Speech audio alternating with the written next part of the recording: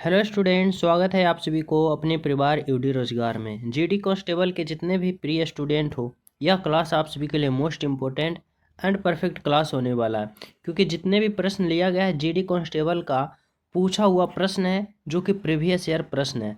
हर एक शिफ्ट का जो कि मिक्स करके दिया गया 2013, 2015, 2019, 23, 22, 24, समझ रहे हो ना। सभी मिक्स करके जितना भी प्रश्न लिया गया है, सभी प्रश्न इंपॉर्टेंट लिया गया है। आप सभी एक नज़र में सभी प्रश्नों को यहाँ पे करते चलना है, और जो ना याद हो उसको याद करते चलना है, क्योंकि प्रीवियस ईयर बहुत ही मोस्ट इंपॉर्टेंट होता है। और एसएससी हर अपने एग्जाम में, किसी भी विभाग का हो एग्जाम, एसएससी प्रीवियस ईयर प्रश्न रिपीट करता है, तो इसलिए यह क्लास आप सभी के लिए मोस्ट इंपॉर्टेंट होने वाला है। तो चलो शुरू करते हैं। पहला प्रश्न कह रहा है, जिला न्यायाधीश किसके नियंत्रण के अधीन होता है। जो जिला का जो न्यायाधीश होता है ना, वह किसके नियंत्रण के अधीन होता है। राज्य सरकार, उच्च न्यायालय, उच्चतम न्यायालय या राज्यपाल। तो राइट आंसर क्या लगाओगे? राइट आंसर लगाओगे उच्च न्यायालय के अधीन होता है। उच्च न्यायालय के अधीन कौन होता है? जिला न्यायाधीश। ठीक है, ऑप्शन नंबर 2 जो होगा आपका राइट आंसर होगा। दूसरा नंबर का प्रश्न कर रहा है कि सामाजिक न्याय का अर्थ क्या है। सामाजिक न्याय का अर्थ हमें समझना है। अगर हम ऑप्शन नंबर 1 को देखते हैं, कह रहा है सभी को समान आर्थिक अधिकार मिलना चाहिए। नहीं, हमें क्या कर रहा है? सामाजिक न्याय। सामाजिक न्याय को अगर हमें सामाजिक न्याय का अर्थ बताना होगा ना, तो देखो ऑप्शन नंबर 2 भी गलत है। सभी को समान राजनीतिक अधिकार नहीं। हाँ, देखो ऑप्शन नंबर 3 सही होगा। कैसे?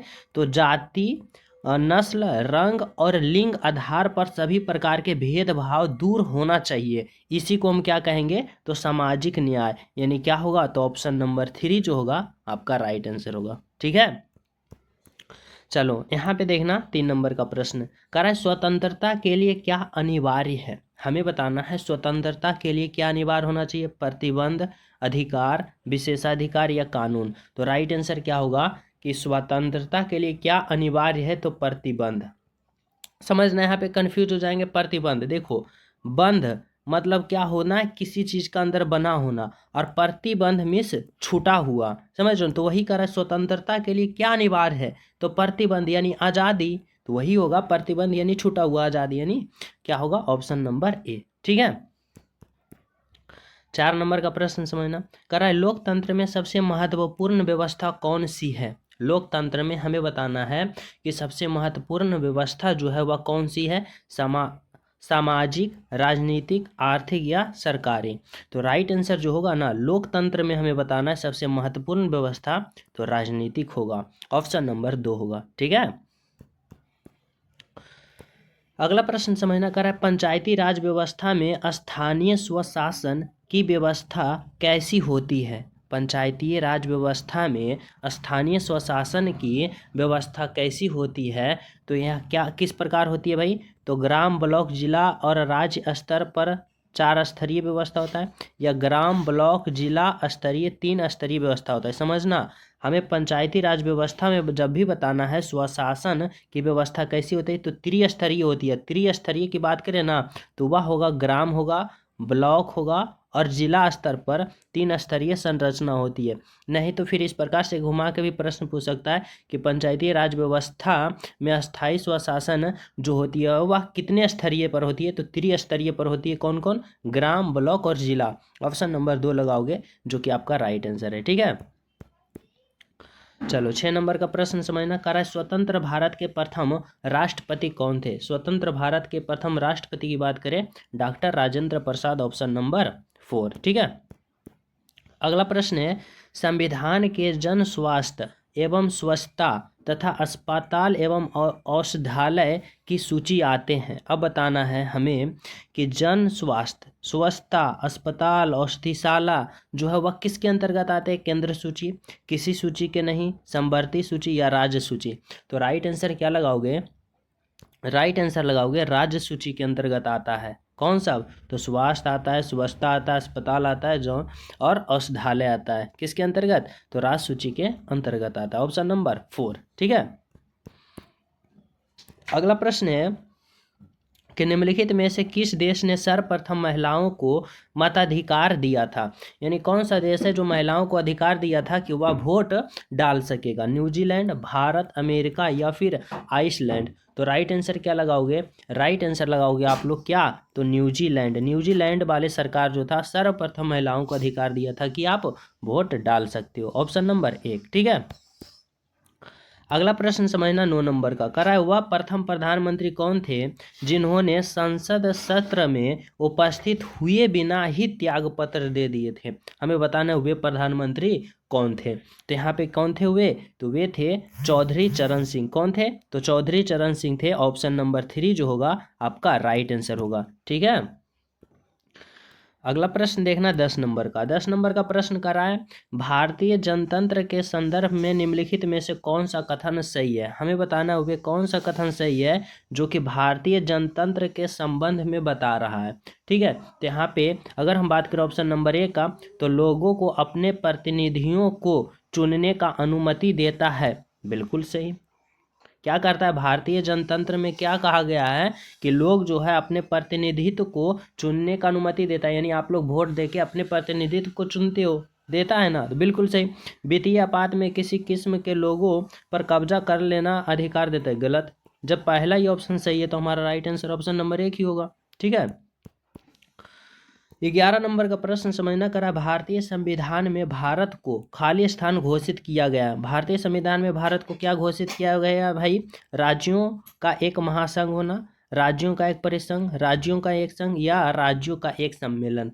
तो राइट आंसर क्या होगा, तो राइट आंसर होगा कि राज्यों का एक संघ। भारतीय संविधान में भारत को राज्यों का एक संघ बताया गया है, ठीक है। Option number 3। और सभी प्रिय स्टूडेंट क्लास को लाइक करते चलना है, जो न्यू हो चैनल सब्सक्राइब करके बेल आइकन प्रेस कर देना ताकि प्रतिदिन क्लास का अपडेट आप सभी को मिलता रहे और आप लोग प्रतिदिन क्लास यहाँ पे कर सको, ठीक है। देखो 12 नंबर का प्रश्न कर रहा है निम्नलिखित में से किस विकल्प को भारत के लोकतंत्र का तीसरा स्तर भी कहा जाता है। हमें बताना है कि निम्नलिखित में से किस विकल्प को भारत के लोकतंत्र को तीसरा स्तर भी कहा जाता है। राज्य सरकार, केंद्र शासित प्रदेश, स्थानीय स्वशासन या सर्वोच्च न्यायालय। तो राइट आंसर क्या होगा, अगर हम राइट आंसर की बात करें तो वह होगा स्थानीय स्वशासन को हम लोग क्या कहते हैं, तो तीसरा स्तर भी कहते हैं। राइट आंसर ऑप्शन नंबर 3 होगा, बिल्कुल सही होगा, ठीक है। अगला प्रश्न समझना 3 नंबर का। करा निम्नलिखित में से कौन सा संवैधानिक संशोधन शिक्षा का अधिकार प्राप्त करता है। हमें बताना है कि कैवा संविधान संशोधन किया गया था जो कि शिक्षा का अधिकार प्राप्त करने के लिए दिया गया था। तो यहाँ पे राइट आंसर जो होगा वह होगा 86वां संविधान संशोधन। 86वां संविधान संशोधन जो हुआ था हमें क्या अधिकार दिया था भाई, तो शिक्षा का अधिकार दिया था। ऑप्शन नंबर 4, ठीक है।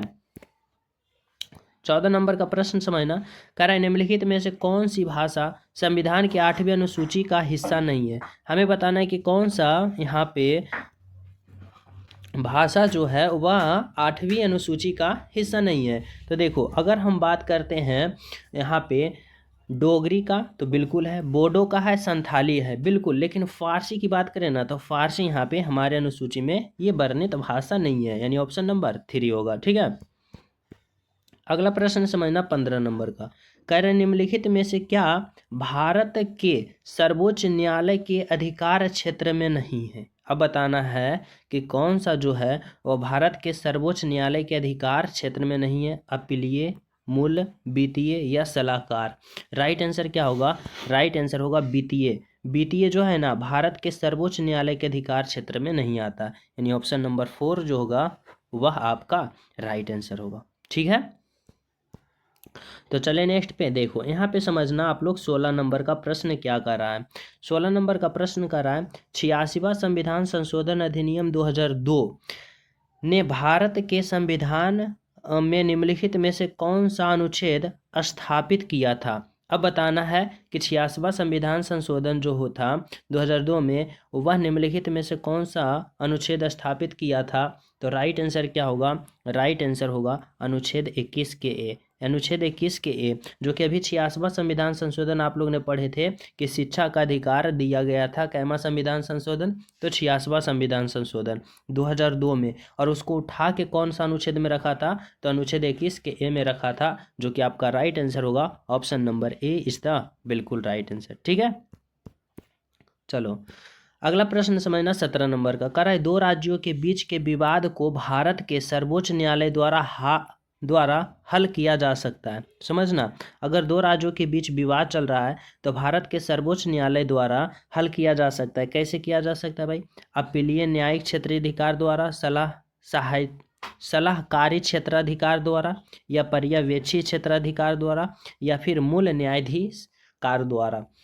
तो यहाँ पे राइट आंसर क्या होगा आपका? तो यहाँ से राइट आंसर जो होगा ना वह होगा मूल न्यायाधिकार द्वारा। अगर दो राज्यों के बीच विवाद चल रहा है तो भारत सरकार जो है यानी सर्वोच्च न्यायालय वह मूल न्यायाधिकार द्वारा उसे हल किया जा सकता है। ठीक है, चलो 18 नंबर का प्रश्न समझना। कर रहा है बीपी मंडल आयोग की स्थापना, बीपी मंडल आयोग की स्थापना पिछड़ेपन के कारणों का अध्ययन करने के लिए की गई थी। अब बताना है कि अनुसूचित जाति के लिए, या फिर अनुसूचित जाति, यहाँ पे जनजाति है, यहाँ पे जाति है, या फिर ग्रामीण महिलाओं और बच्चों के लिए, या सामाजिक और आर्थिक रूप से पिछड़े वर्ग के लिए।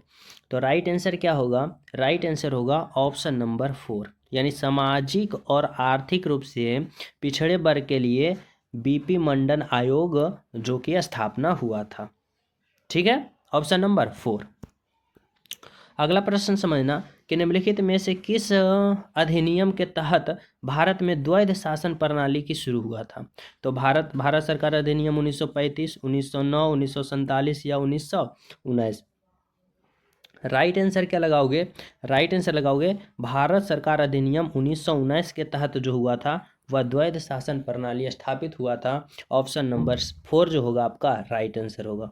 ठीक है, तो चले नेक्स्ट पे देखो 20 नंबर का प्रश्न समझना। करा भारत के राष्ट्रपति को पद से हटाने के लिए संसद द्वारा कौन सा प्रस्ताव पारित किया जाता है? कटौती प्रस्ताव, प्रतिबंध प्रस्ताव, अविश्वास प्रस्ताव, या फिर महाभियोग प्रस्ताव। तो राइट आंसर क्या होगा कि जब भी राष्ट्रपति के पद से हटाया जाता है तो महाभियोग प्रस्ताव लाया जाता है, यानी ऑप्शन नंबर 4 जो होगा आपका राइट आंसर होगा। ठीक है, अगला प्रश्न है कि भारतीय संविधान के किस अनुच्छेद में शोषण के विरुद्ध मौलिक अधिकार का प्रावधान किया गया है? शोषण के विरुद्ध मौलिक अधिकार का प्रावधान किया गया है। राइट आंसर जो होगा वह होगा अनुच्छेद 23 और 24। 23 और 24 में क्या किया गया? तो शोषण के विरुद्ध मौलिक अधिकार का प्रावधान किया गया है। ठीक है, ऑप्शन नंबर 2।